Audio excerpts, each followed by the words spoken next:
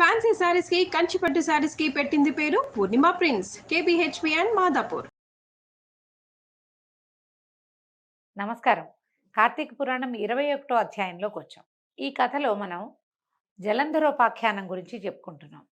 తులసి చెట్టు ఎట్లా ఉత్పత్తి అయింది, ఏ రకంగా వచ్చింది, ఎట్లా తులసి హరిప్రియగా మారింది అనే విషయాన్ని నారద మహాముని పృథు చక్రవర్తికి చెప్తున్నారు.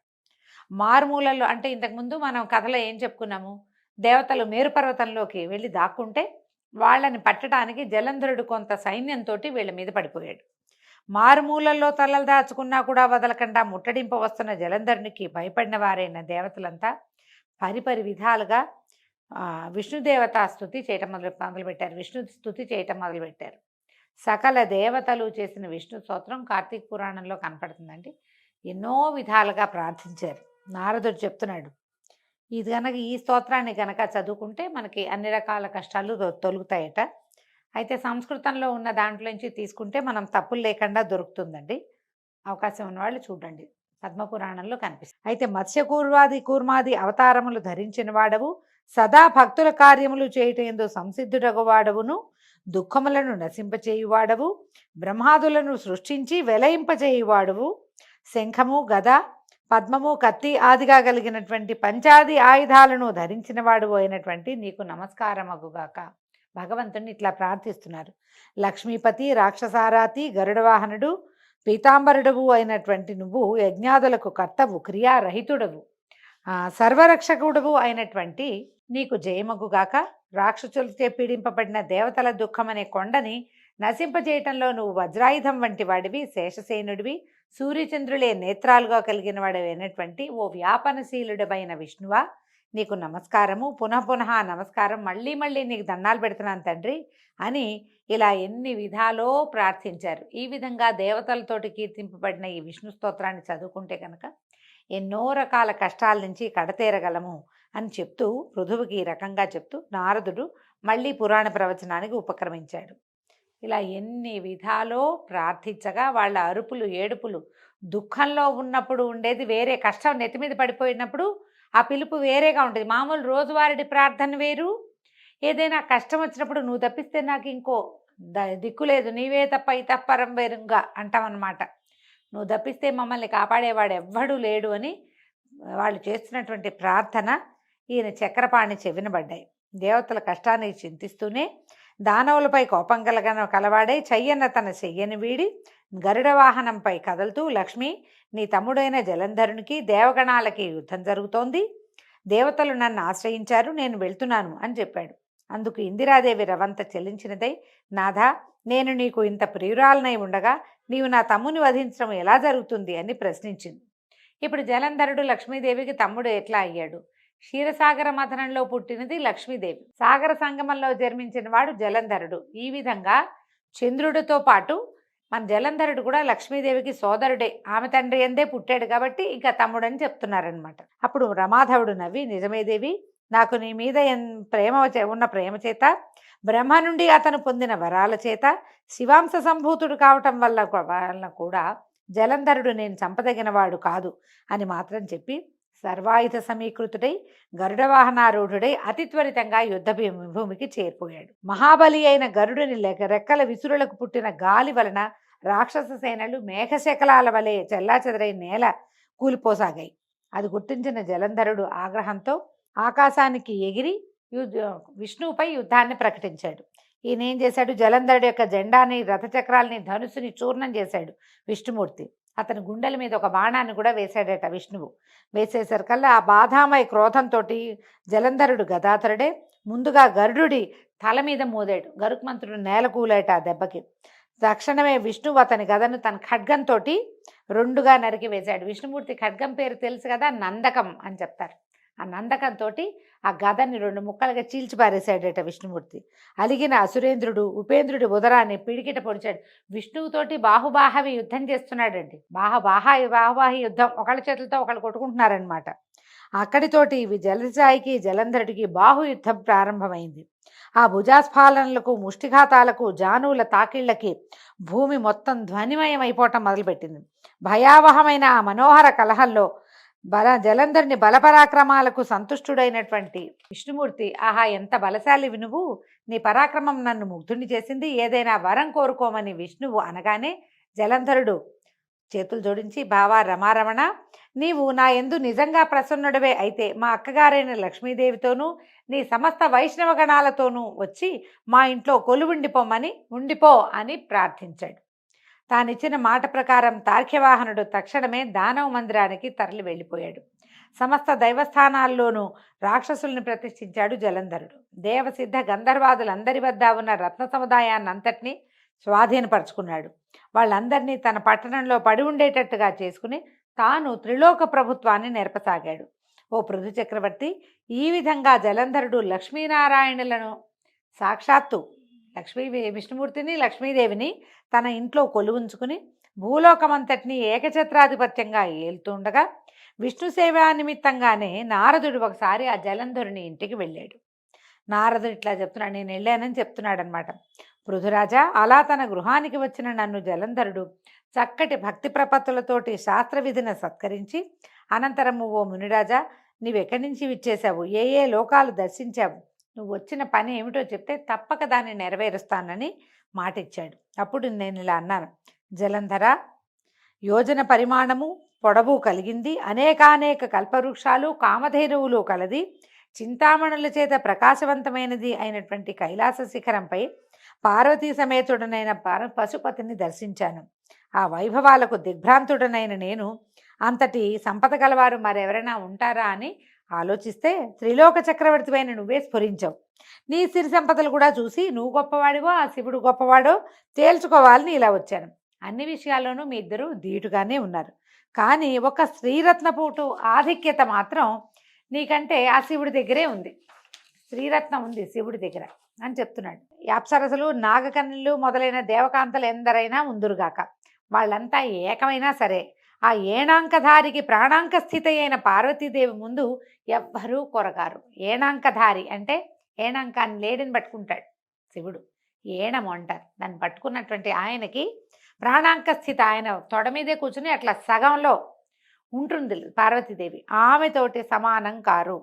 కళ్యాణాత్ పూర్వం వీతరాగైనటువంటి విషమాంబకుడు సైతము ఏ విద్యుల్లతా సౌందర్యమనే అరణ్యంలో భ్రామితుడై చేపవిలే కొట్టుమిట్టాడాడో అటువంటి ఈ అద్రినందనకు ఇక ఏ చానా ఈడు కాలేదు. అంటే అంతకుముందు తపస్సు చేశాడు పరమేశ్వరుడు, అంతకాలం తపస్సులో ఉండి కూడా ఈ లేత పరువాలంలో ఉన్నటువంటి పార్వతీదేవిని చూడగానే మన్మథవశానికి లోనై ఆమెను వివాహం చేసుకున్నాడు. ఆ విషయాన్ని కుమార సంభవ పూర్వగాథని ఇక్కడ చెప్తున్నాడు అనమాట. ఆవిడ సామాన్యమైన సౌందర్యం కాదు పార్వతీదేవిది, అద్రినందన అంటున్నాడు. అందుకని పార్వతీదేవి ప్రస్తావనే చేస్తున్నాడు అనమాట. ఇక పార్వతీదేవినే నిత్యం పరిశీలిస్తూ బ్రహ్మదేవుడు ఆమె అందానికి సాటి తేవాలనే నిశ్చయంతో బ్రహ్మదేవుడు అప్సరాగణాన్ని సృష్టించాడు. కానీ ఆ అప్సరసలందరూ ఏకమైనా సరే ఆ అమ్మవారి కాలి గోటికి కూడా సరిపోరు. వాళ్ళంతా కలిపి ఒక ముద్ద చేసిన పార్వతీదేవి కాలిగోటికి కూడా సరిపోరు. నీకెన్ని సంపదలు ఉన్నా కూడా అటువంటి సాధ్వీమణి లేకపోవటం వల్ల ఐశ్వర్యవంతుల్లో నువ్వు శివుడి తర్వాతే కానీ ప్రథముడు అయితే కావు. ఈయన ఏం చేస్తున్నాడండి సర్కాస్టిక్గా, అంటే ఏమంటారు, ఇట్లా ఒక నిమిత్తం చెప్తూ ఇతన్ని రెచ్చగొడుతున్నాడు అనమాట. శివుడు నీకంటే అధికుడు అన్నమాట అతనికి ఎక్కించటానికి పూనుకున్నాడు.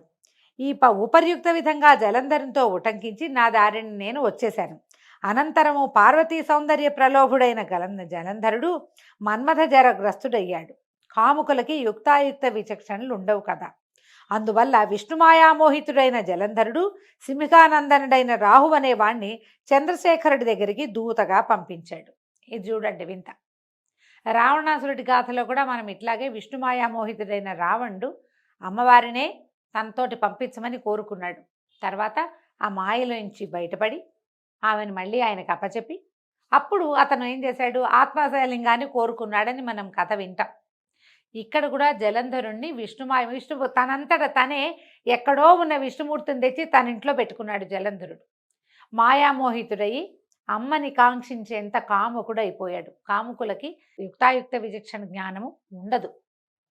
పరమేశ్వరుడెవరు, పార్వతి ఎవరు, నేనెవరిని, ఇలాంటి ఏ జ్ఞానము లేక సాక్షాత్ పరమేశ్వరినే కోరుకోవటం మొదలుపెట్టాడు.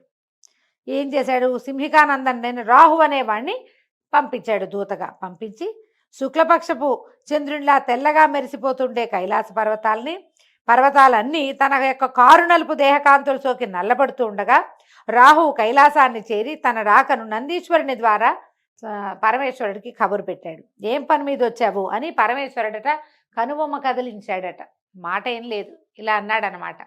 కనుబొమ్మ కదిలించి ప్రశ్నించాడు. ప్రశ్నిస్తే రాహు ఇట్లా చెప్పేట, ఓ కైలాసవాస, ఆకాశంలోని దేవతలందరి చేత పాతాళంలోని ఫణుల చేత కూడా సేవింపబడుతున్నవాడు, భూలోకానికి సాక్షాత్తు ప్రభువు, ముల్లోకాలకు ఏకనాయకుడు అయిన మా రాజు అయిన జలంధరుడు ఇట్లా ఆజ్ఞాపించాడు.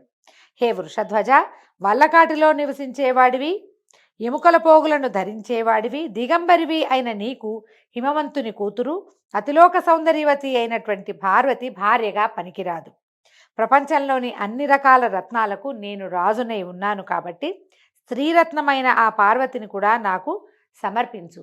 ఆమెకు భర్తనయ్యేందుకు నేనే అర్హుడిని కానీ నువ్వెంత మాత్రము తగవు.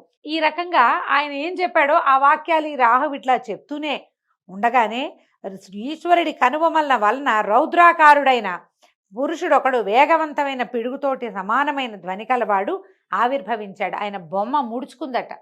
ఏమిటి ఇదేని? ఆ ముడిచిన కనుబొమలలోంచి ఒకడు పుట్టాడు. రౌద్రాకారుడైన వాడు ఒకడు బయటపడ్డాడు. పడుతూనేవాడు ఏం చేశాడు, ఆ పౌరుషమూర్తి ఏం చేశాడట, రాహు మీదకి లంఘించబోయాడు. రాహు భయపడి పారిపోబోయాడు. కానీ ఆ రౌద్రమూర్తి అనతి దూరంలోనే రాహువుని పట్టుని మింగబోయాడు. రాహుని పట్టుకు మింగేస్తున్నాడు. మింగుతుంటే రాహువు దూత అయిన కారణంగా వధించటం తగదని రుద్రుడు వారించటంతో ఆ పౌరుషమూర్తి తన ప్రయత్నాన్ని విరమించుకున్నవాడై శివాభిముఖుడై ఇలా అన్నాడు, పరమేశ్వర, నాకు అసలే ఆకలి దప్పులు ఎక్కువ, వీడిని తినద్దంటున్నావు కాబట్టి నాకు తగిన ఆహార పానీయాలేవో నాకు సెలవు, మరి ఆహారం కావాలి కదా పుట్టిన వాడికి, సెలవివ్వమంటే హరుడు అతన్ని చూసి నీ మాంసాన్ని నువ్వు ఆరగించమని చెప్పాడట. శివాజ్ఞాబద్ధుడైన ఆ పురుషుడు తన శరీరంలోని శిరస్సుని తప్ప అన్ని భాగాల మాంసాన్ని తినేశాడు. శిరస్సు ఒక్కటే మిగిలిన ఆ మహాపురుషుని పట్ల కృపాళుడైనటువంటి నీలకంఠుడు, నీ ఈ భయంకర కృత్యానికి సంతుష్టుడనయ్యాను, ఇక నుంచి నువ్వు కీర్తిముఖ సంజ్ఞతోటి విరాజిల్లమని ఆశీర్వదించాడు. ఆ పృథురాజా, తదాదిగా ఆ శిరోవశేషుడు కేవలము శిరస్సు మాత్రమే మిగిలినటువంటి శివుని కనుబొమల నుంచి పుట్టినటువంటి మహాపురుషుడైన అతడు కీర్తిముఖుడై ప్రకాశిస్తున్నాడు. తర్వాత అంతేకాదు, ఇకపై ముందు నిన్ను పూజించకుండా నన్ను అర్చించిన వారి పూజలన్నీ వృధా అవుతాయి కాబట్టి నన్ను అర్చించదలిచిన వారు మొదట కీర్తిముఖుని పూజించాలని ఈశ్వరుడు శాసించాడు కూడానట. అలా కీర్తిముఖగ్రస్తుడు కాబోయిన రాహువును శివుడు బర్బర స్థలమందు విముక్తుని చేయటం వల్ల తదాదిగా రాహువు బర్బరుడనే పేరుతోటి ప్రసిద్ధి చెందాడు.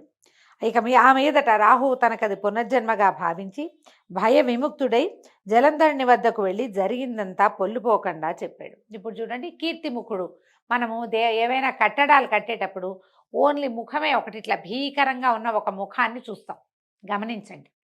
ఆ అతనే కీర్తిముఖుడు. ఈ శివాలయాలు అన్నిట్లలో కూడా, అంటే చిన్న చిన్న శివాలయాల సంగతి నేను చెప్పలేను, కానీ పురాతన శివాలయాల్లో సోమసూత్రంతో ప్రతిష్ఠ చేయబడినటువంటి అన్ని శివాలయాల సింహద్వారాల మీద కేవలము ముఖం ఉన్నటువంటి ఒక రౌద్ర స్వరూపం మనకి కనపడుతుంది. రుద్ర రూపమే, కానీ ఎట్లా ఉంటుంది, కళ్ళు పెద్ద పెద్ద విశాలమైన నేత్రాలు, పెద్ద కనుబొమ్మలు, కోరలు కలిగి పెద్ద పెద్ద మీసాలతో ఉన్న ముఖావశిష్టుడు మాత్రమే, ఒక ముఖం మాత్రమే కనిపిస్తుంది. ఆ ముఖమే కీర్తిముఖుడట. అతన్ని చూసే మనం శివాలయంలోకి శివదర్శనం చేసుకుంటాం. పరమేశ్వరుని ఆజ్ఞ చొప్పున అతనికి ఆ రకమైన ఇది లభించింది. దీంతో 21వ రోజు పారాయణ పూర్తయిందండి. రేపు ఉదయం 22వ అధ్యాయంతో మళ్ళీ కలుసుకుందాము. నమస్కారం.